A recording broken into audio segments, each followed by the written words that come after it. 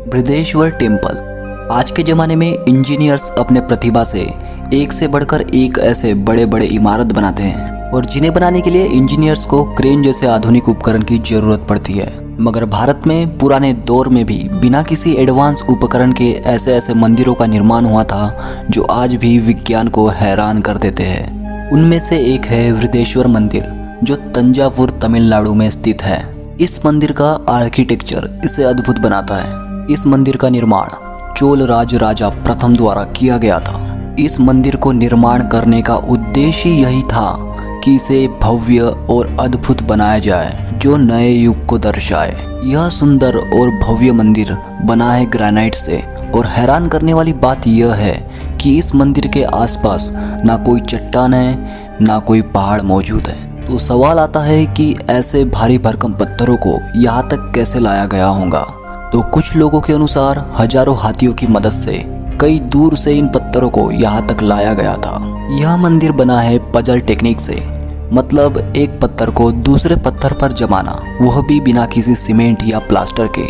और इस मंदिर को बिना खुदाई किए एक प्लेन जमीन पर ही बनाया गया था। इतनी ही बात हमें सोचने में मजबूर कर देती है कि उस वक्त की इंजीनियरिंग बिना किसी एडवांस उपकरण के भी कितनी एडवांस थी। लगभग 80 टन का यह पत्थर, जिसे कुंभम भी कहा जाता है, वह इस मंदिर के सबसे ऊपर रखा गया है। अब यह चीज सबको हैरान कर देती है कि लगभग 80,000 किलोग्राम का यह पत्थर आखिर इतने ऊंचाई पर कैसे रखा गया होगा। 500 केजी के पत्थर को भी 10 लोग उठाने में थक जाए तो सोचिए इतने भारी भरकम पत्थर को आखिरकार बिना किसी क्रेन के इतने ऊंचाई पर कैसे रखा गया होगा। इस मंदिर में ऐसे कई चीजें हैं जो अपने आप में ही अद्भुत है, जैसे इस मंदिर की कलाकृतियाँ और शिव मंदिर की शान मानी जाने वाली नंदी महाराज की मूर्ति। इस मंदिर में कई पर्यटक और श्रद्धालु आते हैं। तमिलनाडु में यह सबसे ज़्यादा देखे जाने वाले मंदिरों में से एक है। कैलाश टेम्पल, एलोरा केव। महाराष्ट्र के औरंगाबाद जिले में एलोरा गुफाएं एक प्रसिद्ध धार्मिक स्थल है, जहाँ हिंदू, बौद्ध और जैन धर्म की कई कलाकृतियाँ हैं, जिनमें से सबसे ज़्यादा प्रसिद्ध है भगवान शिव का कैलाश मंदिर, जो विज्ञान को भी हैरान कर देता है। क्योंकि प्राचीन भारत में मंदिर का निर्माण करने के लिए पत्थरों को एक के ऊपर एक रखकर उन्हें चिपकाया जाता था और बाद में उन्हें आकार दिया जाता था। इमारत बनाने के इस तकनीक को कट इन टेक्निक कहते हैं, मगर कैलाश मंदिर का निर्माण कट आउट टेक्निक से किया गया है, जिसमें एक पूरे पहाड़ को काटकर मंदिर बनाया गया है, जिसमें द्वार, गुफाएं, पुल और बालकनी भी है। ऐसा यह पूरी दुनिया का एकलौता मॉन्यूमेंट है। अगर आज के आधुनिक उपकरणों का इस्तेमाल करके ऐसे मंदिर को बनाने की कोशिश की जाए, फिर भी यह नामुमकिन है। वैज्ञानिक भी हैरान हैं और उनके हिसाब से ऐसे मंदिर को बिना किसी उपकरण के बनाना नामुमकिन है। अगर फिर भी हजारों साल पहले अगर इस मंदिर को बिना किसी उपकरण के बनाया गया होगा तो इसे सदियां लग गई होंगी, और जब पहाड़ काटने के बाद जो मलबा जमा हुआ होगा उसे साफ करने के लिए काफी ज्यादा बल और समय लगा होगा। लेकिन इस मंदिर को बनाने के लिए सिर्फ 18 साल का समय लगा था। इस तरह से मंदिर बनाना किसी आम लोगों का काम नहीं हो सकता, यह किसी विकसित सभ्यता का काम हो सकता है। कुछ लोग यह भी मानते हैं कि इस मंदिर को बनाने के लिए स्वयं भगवान ने मदद की होगी। इस भव्य मंदिर में कई कलाकृतियाँ और विशाल मूर्तियाँ हैं। रहस्य से भरे इस मंदिर में कई गुफाएं भी है, जिनका रास्ता कहा जाता है किसी को नहीं पता। एक बार मुगल शासक औरंगजेब ने इस मंदिर को नष्ट करने के लिए अपनी हजारों की सेना भेजी थी, और कई सालों तक कोशिश करने के बाद भी वह लोग इस मंदिर के सिर्फ छोटे से भाग को ही नष्ट कर पाए थे, जिसके बाद औरंगजेब ने भी इस मंदिर के सामने अपने घुटने टेक दिए। यह मंदिर हमारे देश की संस्कृति को जिंदा रखे हुए है। इस मंदिर में दर्शन और रिसर्च के लिए कई लोग आते हैं। इस अद्भुत मंदिर की भव्यता शब्दों से बयां नहीं की जा सकती। हर हर महादेव। वीरभद्र टेम्पल, लेपाक्षी। 16वीं शताब्दी में निर्मित यह मंदिर आंध्र प्रदेश राज्य के लेपाक्षी में स्थित है, जो भगवान शिव के उग्र अवतार वीरभद्र को समर्पित है। इस मंदिर का निर्माण 1583 में 2 भाइयों वीरूपन्ना और वीरन्ना ने किया था, जो विजयनगर राजा के यहाँ काम करते थे। कहा जाता है लेपाक्षी वही जगह है जहाँ रावण के साथ युद्ध के पश्चात जटायु जी घायल होकर गिरे थे। यह गांव 16वीं शताब्दी में बने वीरभद्र मंदिर, जिसे कुछ लोग लेपाक्षी मंदिर भी कहते हैं, उसके लिए प्रसिद्ध है। इस मंदिर को हैंगिंग पिलर के नाम से भी जाना जाता है, क्योंकि इस मंदिर में बहुत सारे पिलर हैं, जिसमें से एक पिलर ऐसा है जो जमीन को स्पर्श किए बिना खड़ा है। और इस झूलते पिलर को कई लोग देखने आते हैं और इस पिलर के नीचे से कपड़े को आर पार करके देखते हैं और हैरान भी हो जाते हैं आखिरकार इतने पुराने समय पर इस पिलर को कैसे बनाया होगा। यह मंदिर अपने आप में ही अद्भुत है। यह मंदिर भारत के प्राचीन संस्कृति को अपने वास्तुकलाओं में दर्शाता है। इस मंदिर में दिव्य शिवलिंग के साथ साथ एक नंदी महाराज की विशाल मूर्ति है, जिसे सबसे बड़ी नंदी महाराज की मूर्ति माना जाता है, जिसे पत्थर के एक ही खंड से उकेरा गया है।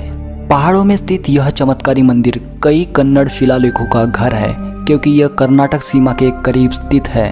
इस मंदिर में ऐसी कई कलाकृतियां हैं जो रामायण, महाभारत और पुराणों के महाकाव्य को भी दर्शाती है। इस मंदिर में आप अगर जाएंगे तो यह आपको अपने भव्यता से हैरान कम करेगा, जितना यह आपको गर्व महसूस कराएगा कि आपका जन्म एक ऐसे देश और संस्कृति में हुआ है जो आज विज्ञान को भी सोचने में मजबूर कर देती है। अनंतपुरा लेक टेम्पल, अनंत पद्मनाभ स्वामी मंदिर या अनंतपुरा लेक टेम्पल, यह भगवान विष्णु का मंदिर है जो दक्षिण भारत के केरल राज्य के कायरगोड़ जिले के एक छोटे से गांव के एक झील के बीच में स्थित है। यह मंदिर दिखने में बहुत खूबसूरत है। इस मंदिर के निर्माण के पीछे कई पौराणिक कथाएं जुड़ी हैं। इस मंदिर को सबसे ज्यादा प्रसिद्ध बनाता है एक शाकाहारी मगरमच्छ। हाँ, आपने सही सुना, एक मगरमच्छ जो बिल्कुल भी मांस नहीं खाता। इस मगरमच्छ का नाम है बबिया, जो इस मंदिर की रक्षा करते आ रहा है। बबिया ने अपने जिंदगी में कभी किसी इंसान पर हमला नहीं किया। इंसान तो छोड़िए, बबिया ने झील के किसी अन्य जीव पर भी हमला नहीं किया, जहाँ इस झील में इतनी सारी मछलियाँ आनंद से रहती है। कहते हैं सालों से इस मंदिर की रक्षा मगरमच्छ करते आए हैं और इस झील में सिर्फ एक बार में एक ही मगरमच्छ दिखता है, और जैसे ही एक मगरमच्छ की मृत्यु हो जाती है तो दूसरा मगरमच्छ उस मगरमच्छ की जगह ले लेता है। कहते हैं कई साल पहले एक अंग्रेज सैनिक ने इस झील के मगरमच्छ को गोली मार दी थी। उसके बाद उस सैनिक की अचानक से मृत्यु हो गई और कुछ समय बाद इस झील में बबिया आया जो इस मंदिर की रक्षा करने लगा। लेकिन हैरान करने वाली बात यह है कि इस झील के आसपास ना कोई नदी है ना कोई तालाब, तो बबिया अचानक आया कहाँ से? बबिया ने अपने जिंदगी के 75 वर्ष तक बस इस मंदिर का प्रसाद खाया है। बबिया का खाने का वक्त भी फिक्स रहता था, जिसमें उसे चावल और गुड़ दिया जाता था। दुख की बात यह है कि 9 अक्टूबर 2022 में 75 वर्ष की आयु में बबिया की मृत्यु हो गई। बबिया के अंतिम समय में हजारों लोग उसे देखने आए थे और उसे सम्मान पूर्वक दफनाया गया था। सालों से इस मंदिर की रखवाली कोई न कोई मगरमच्छ करता आ रहा है, लेकिन अब लोगों का कहना है कि बबिया इस मंदिर का आखिरी रक्षक था। मतलब इसके बाद कोई भी मगरमच्छ बबिया की जगह नहीं लेने वाला। जगन्नाथपुरी टेम्पल, यह मंदिर भगवान विष्णु के एक रूप जगन्नाथ को समर्पित है। यह भारत ओडिशा का एक प्रसिद्ध मंदिर है। हजारों लाखों संख्या में श्रद्धालु यहाँ आते हैं। कहा जाता है भगवान जगन्नाथ की मूर्ति में एक असली हृदय है, और भगवान जगन्नाथ की मूर्ति जब बदलाई जाती है तब इसका दिल भी बदलाया जाता है और उसके लिए पूरे शहर की लाइट काट दी जाती है। यह कार्य अंधेरे में किया जाता है ताकि कोई भी उस दिल को देख ना सके। जगन्नाथ भगवान की तरह ही उनका मंदिर भी भव्य है, जहाँ इस मंदिर के ऊपर लगा हुआ झंडा उलट दिशा में लहरता है, जिसका जवाब विज्ञान के पास भी नहीं है। मंदिर के ऊपर से कोई भी हवाई जहाज नहीं गुजरता। हवाई जहाज तो दूर की बात, पक्षी भी नहीं गुजरता।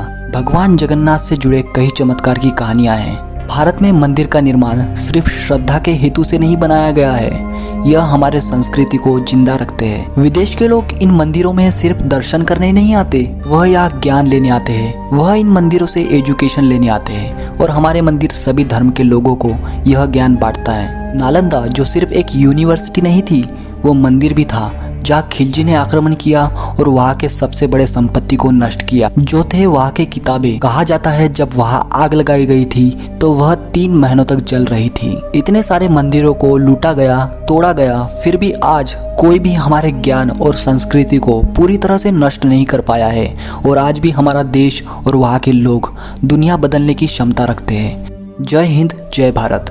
तो दोस्तों आपको वीडियो अच्छा लगे तो लाइक और सब्सक्राइब जरूर करें, ताकि जब भी हम आपके लिए अगला वीडियो बनाएं तो हमें मोटिवेशन मिलती रहे। धन्यवाद।